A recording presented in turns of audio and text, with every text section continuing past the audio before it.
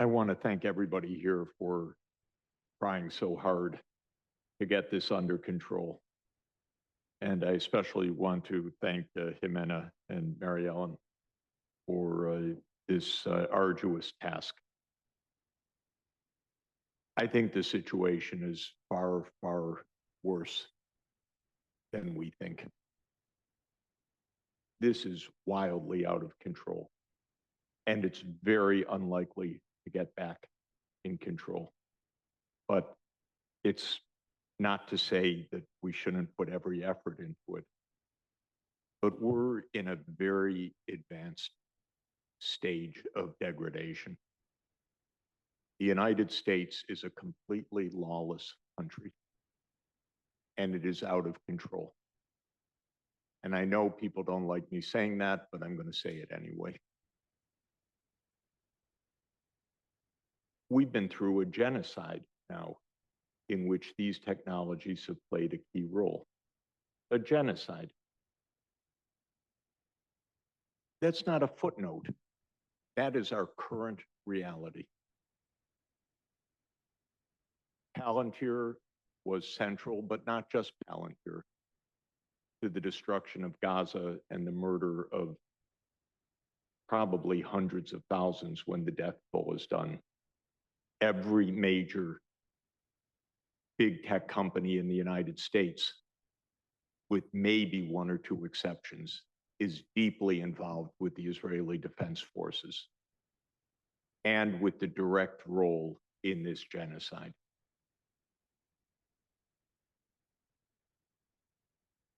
The United States is the #1 country violating the UN Charter by a long stretch. I make that measurement every year for a report, so I'm not just speaking hyperbolically, I'm speaking quantitatively. The US obeys the least treaties. The US walks out of more agencies. The US suspends funding. The US puts on illegal sanctions. And today, almost like a joke, Trump said, we're going to do a covert operation in Venezuela. He's Nero, by the way. He can't even resist saying covert. He wants the show. So covert is subversive for him. He has to announce the covert operation. But the fact is, the concentration of power in the United States is not Trump. It's the ones who bought his seat in the government, and that is big tech. And so I just want to talk about that for a few minutes.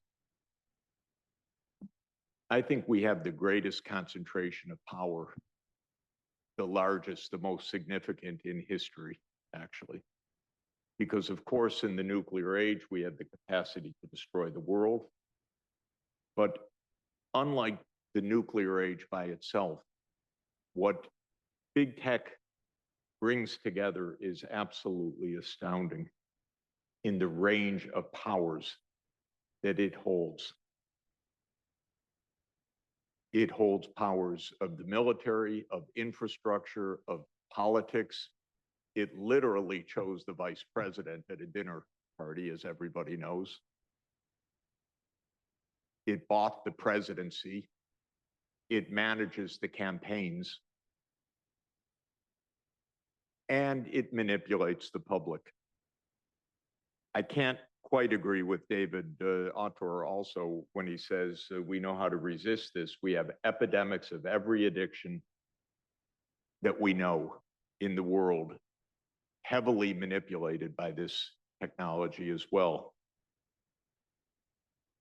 Alcoholism, synthetic drugs, cocaine, screen time, social media, gaming, gambling, shopping, pornography are all literally epidemic diseases right now. That's a quantitative assessment, not just a value judgment. And that's also the same companies. The concentration of power in this sector needs to be curbed for our survival.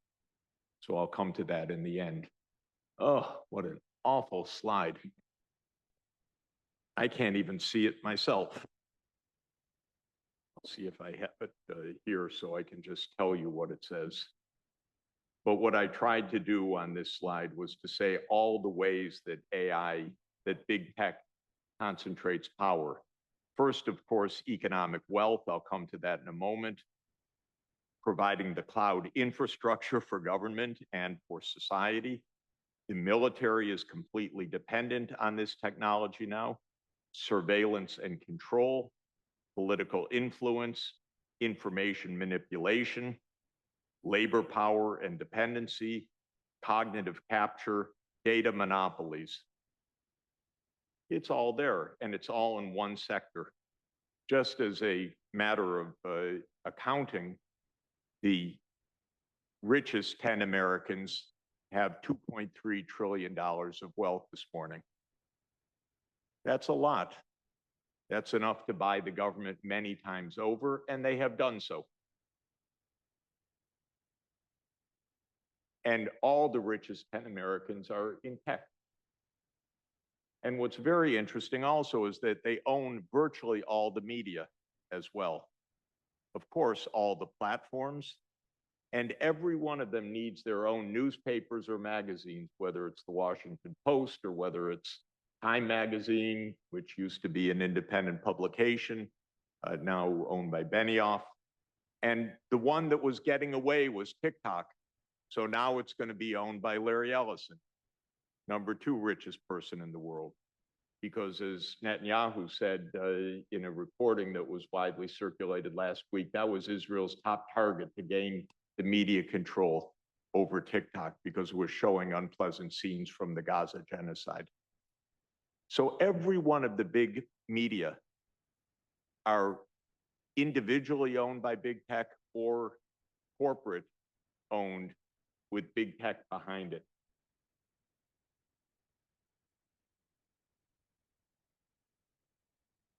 So I want to refer to the famous farewell address of Eisenhower because he already told us 64 years ago what had already happened in the United States. Eisenhower was a very smart man, a very experienced man. He was a general, indeed the supreme commander of the Allied forces. And he said on January 17th, 1961, we've been taken over by the military-industrial complex. Specifically, he said this conjunction of an immense military establishment and a large arms industry is new to American experience.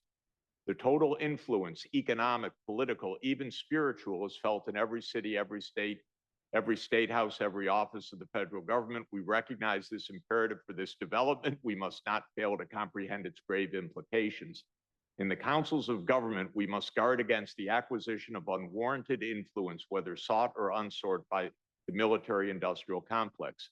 The potential for the disastrous rise of misplaced power exists and will persist. And it happened. So read that address if you want to understand America today. Everything that he said was right, including this, which is not often quoted. The prospect of domination of this nation's scholars by federal employment, project allocations, and the power of money is ever present and is gravely to be regarded. My university was basically taken over by the US government earlier this year. They surrendered unilaterally and paid a fee for that surrender. Yet, in holding scientific research and discovery in respect as we should, we must also be alert to the equal and opposite danger that public policy could itself become the captive of a scientific technological elite. That's also happened. We're owned and operated by big tech right now, which actually owns and operates the US government. Just to make a few points, every big tech company is absolutely in partnership with the military and the CIA. Every single one. It's a big deal. It's really obnoxious. There was even a debate in Silicon Valley 10 years ago. Maybe we shouldn't do this. Well, they lost that debate. Every single company has huge contracts with the Pentagon, the CIA, the National Security Agency, and others. And by the way, who has the upper hand in that? It's big tech that has the upper hand.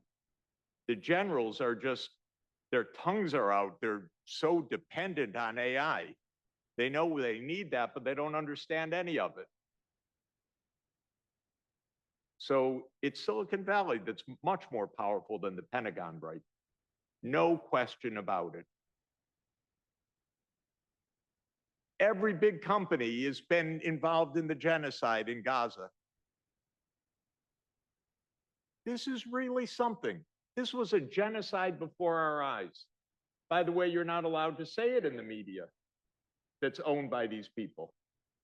You can only say it in the few side channels that then get taken off the air if they say the thing's wrong because they violate community standards. Community means Silicon Valley. That's the community standards that are set. I know it.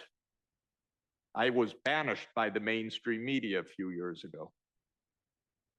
100%. So they're all in Gaza. And by the way, they need to be in Gaza. And Pope Francis wrote to me a few years ago. He said, I sense that they need to test their weapons. That was about Ukraine. Probar sus armas, he wrote. He was right. Of course, he was brilliant in how he understood the world. He knew that they were there to test their weapons. This is a bonanza. You can't let these wars stop too soon. You have to test your weapons in real time, not just in simulations. See how they really perform in Gaza and Ukraine. So every big company is there with the IDF. No one said boo about it. No one said to Israel, maybe you shouldn't kill all those innocent people. Not one of them. Not a single Silicon Valley figure said one word about a genocide. And the Ukraine war, it's the same list. They're testing their drones, they're testing their signaling, they're testing their intelligence, they're testing their target identification. That's why the war continues. You can't stop this too early. Who knows? We may need those drones in the upcoming war with China, so we better test them in Ukraine. Ukraine, even as a formal program, test your weapons here. You know that? That's not a joke. That's a real program of the Ukrainian government. Test your weapons program. And all of Silicon Valley is there. Palantir, our Silicon Valley philosophers, Karp and Thiel, the great book writers. Yeah, he told an anti-Palantir protester that his technology kills mostly terrorists and that anybody that opposes that is a useful idiot of Hamas. The arrogance is unbelievable. And if you read the pedestrian prose, it's juvenile also. It's pathetic, but he's got a hell of a lot more money than I have. I think it's $16 billion today. And this is what Peter Thiel wrote in his essay that led the way. Instead of the United Nations filled with interminable and inconclusive parliamentary debates that resemble Shakespearean tales told by idiots, we should consider Echelon, the secret coordination of the world's intelligence services, as the decisive path to a truly global Pax Americana. Great stuff. The man who made our government, our current government.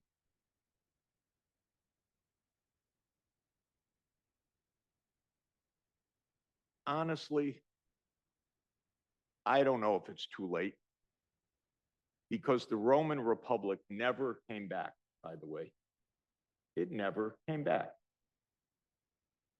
Once the empire was established, it never returned.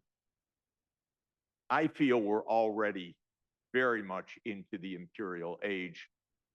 We're, as I said, somewhere between Caligula and Nero.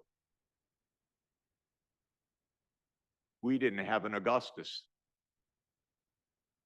We had no golden age of empire. We still have our senators in togas, just like Caligula Nero had. But we don't have a democracy to speak of. Both parties are parties of Silicon Valley. Both parties are paid by the same, and the state is the military-industrial complex, as Eisenhower told us. So I don't really know what to do. I don't. Inside the United States, at least I would nationalize the AI for the military. To leave it in Silicon Valley is insane. Then we just have completely privatized wars, which are very lucrative, by the way. The stocks are way up. The stock market in Israel is soaring since this genocide began. So at least I would try to take the profit motive out of these wars to some extent. Can't some of you scientists go teach the generals how to do this and get it out of Silicon Valley and close down these insane contracts of Silicon Valley? And Silicon Valley can get back to addicting us on our screens rather than killing us. Obviously, we need privacy legislation. We'll never have it. Obviously, we need anti-surveillance legislation. I don't like the fact that every keystroke we make is recorded and known. Every single keystroke, everything about you and me is known. This is a system of bribery and blackmail both, and character assassination and physical assassination. So it's not easy to get back. We need platforms that are public utilities, not privately owned and operated. Of course, the whole US system is completely corrupt. $16 billion in the most recent campaign. And that's nothing. That's Elon Musk giving $1 million a day to his mass crowds as he campaigned for Trump. Nothing. Our government's very cheap, and it's already owned and operated by big tech. So I don't really have a solution. I think the UN is the right attempt, because maybe it's the rest of the world. I still hang on the hope that the rest of the world is 95.9% of the world population, and most of the world does not want to be run by a few Silicon Valley big tech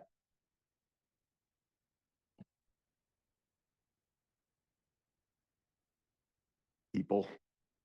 And so maybe we can get the weight of world opinion to play some role. I don't give up on it. I think it's the most likely role. Thank you.